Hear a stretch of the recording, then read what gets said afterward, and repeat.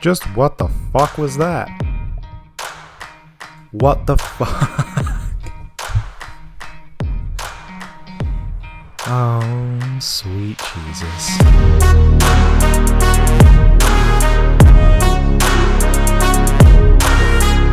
Hello there, hunters and hikers. I'm your host, Hunter, and today we're going to be talking about probably the saddest game of football that anyone has ever witnessed, which was the Colts-Broncos game that Amazon paid money to have shown. Let's just go through this real quick, okay? I'm first going to go through all the drives, right? So every single football drive that we had throughout that game, just so you have an understanding of what we're working with here. In chronological order. Punt, field goal, punt, punt, punt, punt, punt, field goal, interception, punt, field goal, end of half. Punt, field goal, missed field goal. Special on that one. Interception, field goal, punt, interception, punt, punt, punt, interception, field goal, end of half. That's right, we have overtime in this motherfucker. Field goal, downs. That's it. That's all this game had. For people who wanted to do the math, that's 12 punts, 4 interceptions, 7 field goals, and a missed field goal, 2 end of halves, and 1 that ended on running out of downs. Note that was the attempted throw to Cortland Sutton when KJ Hamler was wide open, and then he threw his helmet to the ground and was pissed, rightfully so. I just want to talk to a couple of key stats through this game real quick, just so you get an idea of how truly shambolic of a game this was. Matt Ryan threw for 251 yards in this game. Russell Wilson threw for 274. Indianapolis's punter, Matt Hack, outgained them both in yardage with 310 yards. Denver's punter had 229 yards punted. He only needed to do 5 of them things, though. So not as many, but still. Just so you get an idea for how bad of a quarterbacking performance that this was. Indianapolis and Denver punted for a combined 539 yards. Indy and Denver's passing offenses, Matt Ryan and Russell Wilson, gained a combined 525 yards, which means that their punters outgained them in yardage by 14 yards. 14 yards. They punted 12 times, and these quarterbacks had combined 80 attempts, and they made combined 47 passes. We're not done yet with the slander. Matt Ryan had a QBR of 20.2 and Russell Wilson had a QBR of 15.9. I wanted to do a little bit of just scope and referencing, right? Russell Wilson, according to SpotTrack.com, which usually is a relatively reliable source that combs through players' contract situations and whatnot, says that the yearly cash for Russell Wilson for this season is set at $57 million. He's making $57 million this season. Divide that by 17 games. That means that he is making $3.35 million every single game. Okay? For reference, Geno Smith, the current starting QB for the Seattle Seahawks, Russ's former team, makes in a year $3.5 million. $3.5 million. Seattle fans should be ecstatic through the fucking roof. I don't know how the fuck you feel if you're a Denver fan. You should be fucking ashamed. You lost the same exact way that Seattle lost that pivotal Super Bowl game against Tom Brady. Literally the exact same. It was literally almost identical. It just, this one was in overtime instead of being in the fourth quarter. That was it. Final play of the game, pretty much. Seal the deal. And what happened? Russ throws an incomplete pass. It wasn't an interception this time. It wasn't that detrimental, but they had to gain 1 yard. I get that they don't have their star running back. I get all of that. You have Melvin Gordon. You have Mike Boone. You can run it yourself, Russ. But you went for glory, tried to get the touchdown, and missed. And you had an open guy that was running pretty much across the middle of the field that you ignored. It was the easiest touchdown of your life. He was walking into the end zone practically, and you didn't throw it to him. And this man gets paid $3.35 million a game. You paid $3.35 million a game for us to have a 15.9 QBR. He threw 2 interceptions for 274 yards passing. Terrible. Just straight up terrible. Deion Jackson had 13 carries for 62 yards because Hines was in concussion protocol and was stumbling and couldn't get up, and he was stuck in concussion protocol. I hope he's okay. He got bailed out of being in the shit game performance. He did nothing wrong. Good work on Alec Pierce. 8 receptions for 81 yards. He had 9 targets. That's a pretty good game. Michael Pittman had 5 catches for 59 yards on 8 targets. Not incredible, but hey, you know what? He did his job. He did what he could. Deion Jackson had 4 catches for 4 targets for about 30 yards. The rest of you, I don't care. I'm just going to put it bluntly. You either didn't gain enough yardage for it to matter. I mean, none of you gained enough yardage for it to matter. You know, but sorry. None of the rest of you are registerable, in my opinion. Paris Campbell had 2 catches for 22 yards. You want me to talk about that? No. So, sorry. Nobody else here on this list, I think, even is warrant talking about, because none of them, I think, made an impact. On Denver's side, Sutton was your top receiver because he had 5 receptions for 74 yards. Saubert had the same number of receptions, but half the yardage, less than half the yardage at 36 yards. And Sutton had 11 targets. He was being covered by Stephon Gilmore. The corners played great. They played good. They did their job. And Sutton, for what he was trying to do with the ball and trying to make plays, he did fine.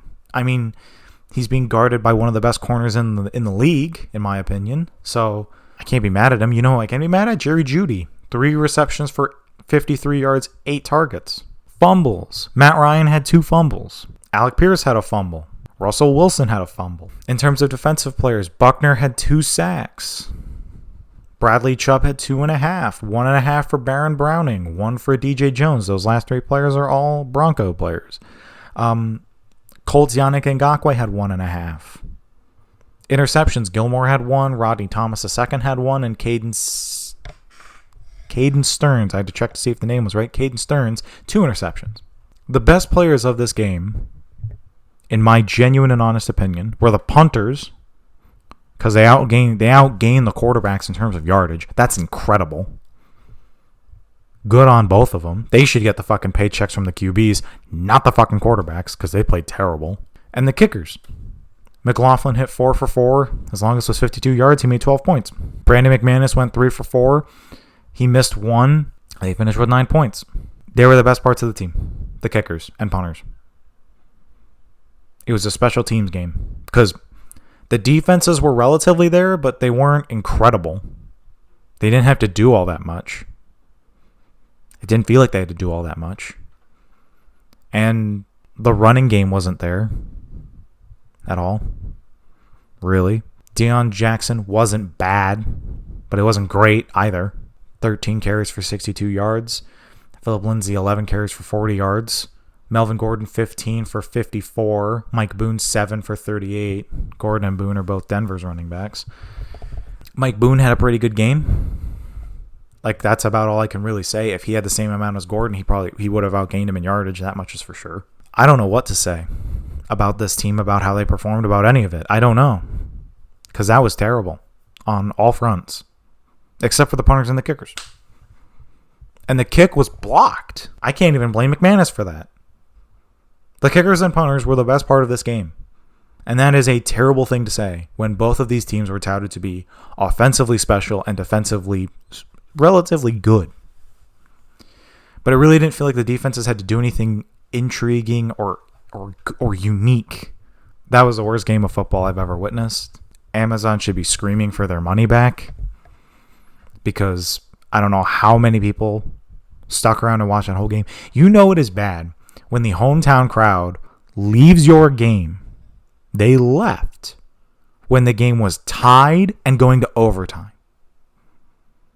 They had tied this game up, and the home fans were going, yeah, nah, we're good. We're going home now. That is a shame. Not to the fans. I don't blame them at all. I couldn't stand watching this game because I knew what it was going to become. This was terrible. To Indy and Denver fans, you don't deserve this. Indy fans, you walk away with a win. Are you happy with this win? Are you content?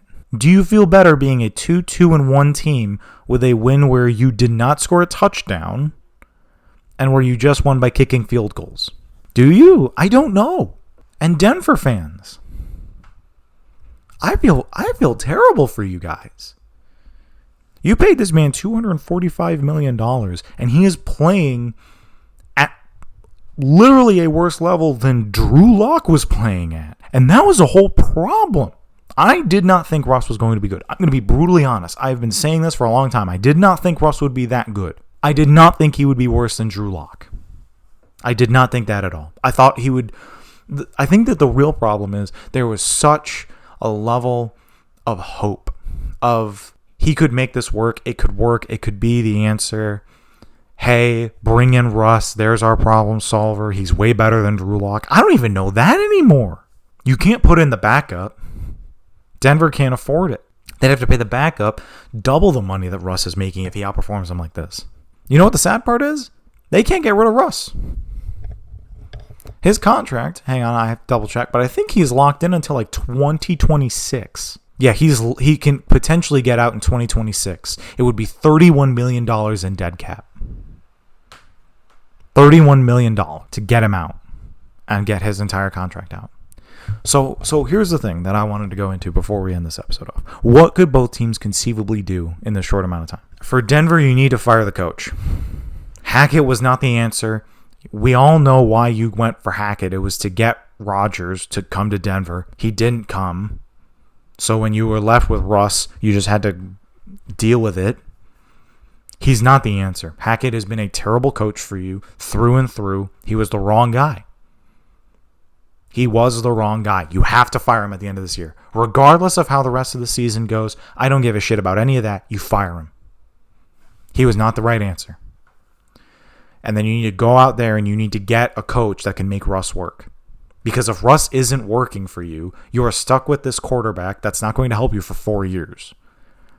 And you're losing out on the primes of Sutton, Judy, Chubb, Simmons. I can rattle off a list of players that you're losing out on their potential values. Javonte Williams, hopefully he gets back from injury and recovers well. You need to right this ship. And realistically, you have about a year to figure it out. Because otherwise, this is just a crash and burn situation. And you have to just get out in 2026, eat the cap hit, and rebuild again. And that could easily take another 5-10 years. And I don't mean to hit like the red alert just to hit red alert. But this is the worst 2-3 team in a long time. Russ doesn't look like he gives a shit playing this game. He looks like he's forcing passes. He looks like he doesn't give a shit. He's checked out. It doesn't matter. He's just here for the paycheck and to get out. Because he's not playing at a high level. And I don't think the locker room gives a shit about him. He's been a laughingstock in this league the entire season. Before the season even started, we were laughing at him. Broncos country, let's ride. Yeah, let's ride off into hell. Because that's where you're dragging this team right now. When you're paying Russ $57 million this year and $3.35 million a game to perform at that level, I could rattle off a list of QBs that you could get for a cheaper price that'll do better. Seattle is in heaven right now. They dodged the Russ-shaped bullet in their offense.